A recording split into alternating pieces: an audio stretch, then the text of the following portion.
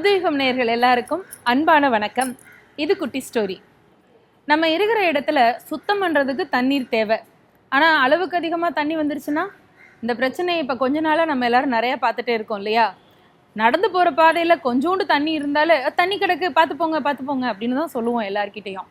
ஆனால் சுற்றி நிறைய தண்ணி இருக்குது, ஒரு குளத்துல இருக்கோம் அப்படின்னா அப்போ அதுக்கு ஒரு ஜாக்கிரதை வரும். நமக்கு ஒரு ஆற்றுலையோ ஒரு ஏரியிலையோ பயணம் பண்ணி போயிட்டுருக்கோம் அப்படின்னா இன்னும் கொஞ்சம் ஜாக்கிரதையாக நம்ம அந்த பயணத்தை செய்வோம். சரி, இவ்வளவு பீடிகை எதுக்கு அப்படின்னா, இன்னைக்கு கதையில் வர்ற அந்த கதாநாயகன் வெறும் குளம் இல்லைங்க, ஆறு இல்லை, ஏரி இல்லை, பெரிய கடலில் கப்பலில் பயணம் பண்ணுறாரு. 1982ஆம் ஆண்டு அட்லாண்டிக் பெருங்கடல். ஸ்டீஃபன் கல்லகன் அப்படிங்கிற ஒருத்தர், ஒரு நல்ல பணக்காரரு, காசு நிறையா இருக்குது, என்னடா பண்ணுறது அப்படிங்கிற ஒரு ஆசையில் ஒரு பெரிய கப்பலில் ஏறி உலகத்தை சுற்றி வரணும் அப்படின்னு கிளம்பிட்டார். கிளம்புனா அவர் பாட்டுக்கு போய்கிட்டே இருந்தார். பல தேசங்களை அப்படி பார்த்துட்டு வந்துட்டே இருந்தார். அந்த கப்பலில் எல்லா விதமான வசதிகளும் அவருக்கு உண்டு. நல்லா சாப்பிட்டு தூங்கி எழுந்து ஃப்ரெஷ் ஆகி அந்தந்த நாட்டு துறைமுகங்களில் போய் அந்த கப்பல் நிற்கும், இறங்கி ஊருக்குள்ளே போய் எல்லாம் சுற்றி பார்ப்பார், முக்கியஸ்தர்களை எல்லாம் பார்ப்பாங்க. இப்படியெல்லாம் நிறைய அவர் போய் பயணம் பண்ணிக்கிட்டே இருந்தார். இந்த பயணத்தில் திடீர்னு ஒரு பெரிய ட்விஸ்ட்டு.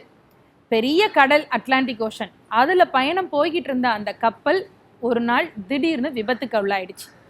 கப்பலில் இருந்த எல்லாரும் ஒரு பக்கம் போயிட்டாங்க. இந்த கப்பலில் செலுத்திக்கிட்டு போகணும்னு கிளம்பின அந்த ஓனர் ஸ்டீஃபன் கல்லகன் இருந்தார் இல்லையா, அவர் எப்படியோ தப்பிச்சு இந்த லைஃப் போட் அப்படின்னு வச்சுருப்பாங்க இல்லையா, சின்ன படகு, இந்த சின்ன படகுல அப்படியே குதிச்சு கடலுக்கு வந்துட்டார். அந்த ஒத்த படகுல ஒரே ஒரு துடுப்பில் போய்கிட்டு இருக்காரு. கொஞ்சம் முன்னாடி தான் பெரிய கப்பலில் மகாராஜா மாதிரி உலகத்தை சுத்த கிளம்பினாரு. பயணம் போய்கிட்டு இருக்கிற போது அந்த பாதையில் ஏதோ ஒரு எதிர்பாராத விதமான அந்த பிரச்சனை வந்ததில் கப்பலே போயிடுச்சு. ஆனால் இப்போ பார்த்தீங்கன்னா ஒத்த படகுல ஒத்த ஆளாக ஒரே ஒரு துடுப்பை வச்சுக்கிட்டு கஷ்டப்பட்டுக்கிட்டு வந்துக்கிட்டே இருந்தார். சரிங்க, இது மாதிரி பயணங்களில் ஒரு விபத்தோ ஒரு பாதை மாறுதலோ நடக்கிறதுங்கிறது நம்ம கையில் கிடையாது. என்னதான் நம்ம முன்னெச்சரிக்கையாக இருந்தாலும் கூட இயற்கை அப்படிங்கிறத நம்ம என்றைக்குமே மீற முடியாது. அது நடந்து தான் தீரும். விஷயம் என்னென்னா, இது மாதிரி பயணம் போய் அந்த பெரிய கப்பலில் ராஜா மாதிரி பயணம் போயிட்டு இருந்தவர் இப்போ தன்னந்தனியாக படகுல போகிறார். இப்போ தான் நமக்கான செய்தியே இருக்குது. இந்த அட்லாண்டிக் பெருங்கடல் வந்த பெரிய கப்பல் முழுகிருச்சு. ஒத்த ஆளாக சின்ன படகை தெளித்திக்கிட்டு தன்னைத்தானே அந்த துடுப்பை போட்டுட்டு போய்கிட்டே இருக்காரு இந்த ஸ்டீஃபன் கல்லகன். போகிறாரு போய்கிட்டே இருக்காரு. திசை என்னன்னு தெரியாது, எந்த பக்கம் போகணும்னு தெரியாது, நம்ம போகிற பாதை சரியா தப்பான்னு தெரியாது, போகிற வழியில் வேற ஏதாவது பெரிய கடல் வாழ்த்து மின்கலம் வந்துடும், பிரச்சனை வந்துருமா அதுவும் தெரியாது. ஆனாலும் அவர் போய்கிட்டே இருந்தார். ஒரு நாள், 2 நாள் ஆச்சு, 10 நாள் ஆச்சு, 15 நாள் ஆச்சு. டோட்டலாக எத்தனை நாள் தெரியுமா அவர் அந்த மாதிரி போயிட்டே இருந்தார்? 72 நாட்கள். இந்த 72 நாளுமே ஒத்த படகுல ஒத்த ஆளாக துடுப்பு போட்டுட்டு பயணம் போய்கிட்டே இருந்திருக்காரு. சாப்பாடு கிடையாது, தூங்க முடியாது, குடி தண்ணீர் கிடையாது, சுற்றி யாருமே கிடையாது. நீங்கள் பயம் அப்படின்னா பேய் பிசாசு வந்தால் தான் பயம்னு இல்லை, யாருமே இல்லாமல் தனியாக இருக்கிறதுக்கு, அவங்கவுங்க சொந்த வீட்டில் இருக்கிறதுக்கே பல பேர் பயப்படுவோம். ஆனால் சுற்றி கண்ணு கெட்டின தூரம் வரைக்கும் தண்ணீரை தவிர ஒன்றுமே கிடையாது. அவ்வளோ பெரிய அட்லாண்டிக் பெருங்கடலில் ஒற்றையாளாக படகுல போயிட்டே இருக்கிறாரு. அதுவும் 72 நாட்கள் அப்படி போய் பயணம் போய்கிட்டு இருக்காரு. அவர் போகிற திசையும் அவருக்கு சரியானு தெரியாது. அந்த நேரத்தில் எங்கேருந்தோ கடவுள் அருளால் ஒரு பெரிய கப்பல் வந்துச்சு, ஒரு நாட்டினுடைய இராணுவ கப்பல். இந்த கப்பல் தூரத்துலேருந்து வரும்போதே இவர் பார்த்துட்டாரு. இவரும் கையை அசைக்கிறாரு. அந்த கப்பலில் இருந்த வீரர்கள் இவரை கண்டுக்கிட்டாங்க, யாரோ ஒருத்தர் கஷ்டப்படுறாரு படகுல அப்படின்னு. கப்பலை மெதுவாக அப்படியே செலுத்திட்டு வர்றாங்க. இந்த படகுக்கு வருது. இந்த படகு அது வரைக்கும் ஓட்ட வேற ஆகிட்டு இருந்துச்சு. தண்ணியை தூக்கி வெளியில் அள்ளி ஊற்றிக்கிட்டே இருந்தார். இந்த கஷ்டப்பட்டுக்கிட்டு இருக்கிற போது இந்த பெரிய கப்பல் கடவுள் மாதிரி வந்துச்சு. ஸ்டீஃபன் கல்லகனுக்கு ரொம்ப நிம்மதியாகிடுச்சு. இந்த போட்லேருந்து அவரை காப்பாற்றி பெரிய கப்பலில் ஏற்றிக்கிட்டாங்க. இப்போ ஏற்றி அவருக்கு முதலுதவி எல்லாம் செஞ்சு சாப்பாடு கொடுத்து அவரை ஓய்வெடுக்க வச்சு அதுக்கப்புறமா அவருடைய நாட்டுக்கு அவரை அழைச்சிக்கிட்டு மெதுவாக பயணம் போகுது கப்பல். அது வரைக்கும் அவர் எங்கே இருக்காருன்னு தெரியாது, இருக்காரா இல்லையான்னே அவங்க உறவுக்காரங்களுக்கெல்லாம் தெரியலை. ஒரு வழியாக அவருடைய வீட்டுக்கு வந்து சேர்றாரு.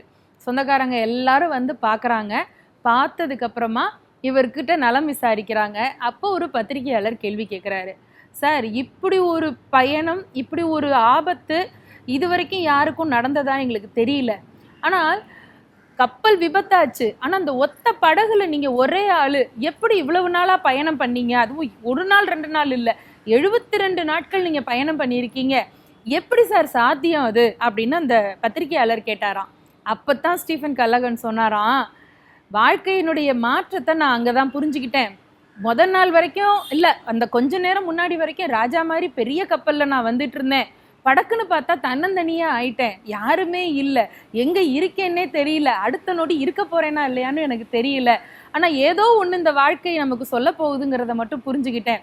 அதையும் மீறி நான் துடுப்பு போட்டு வந்துக்கிட்டே தான் இருந்தேன். ஏனென்றால் எப்படியும் கரையேறிடலாம், நிச்சயமாக வாழ்ந்தே ஆக வேண்டும் அப்படிங்கிற எண்ணம் எனக்கு இருந்தது.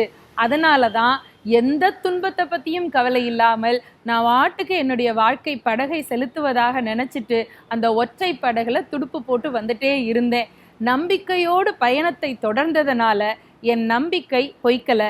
எங்கே இருந்தோ ஒரு கப்பல் வந்து காப்பாற்றி இதோ உங்கள் முன்னால் நான் உயிரோடு நின்று பேசிக்கிட்டு இருக்கேன் அப்படின்னு சொல்லி முடித்தார் ஸ்டீஃபன் கல்லகன்.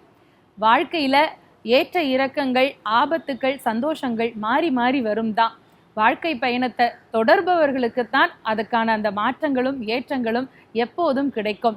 போதும்னு நினச்சிட்டா எல்லாமே போதும் தான். ஆனால் அப்படி அல்ல, நம்பிக்கையோடு பயணத்தை தொடர்ந்தால் நிச்சயம் வெற்றி கிடைக்கும். சிந்திக்கலாமே. நன்றி.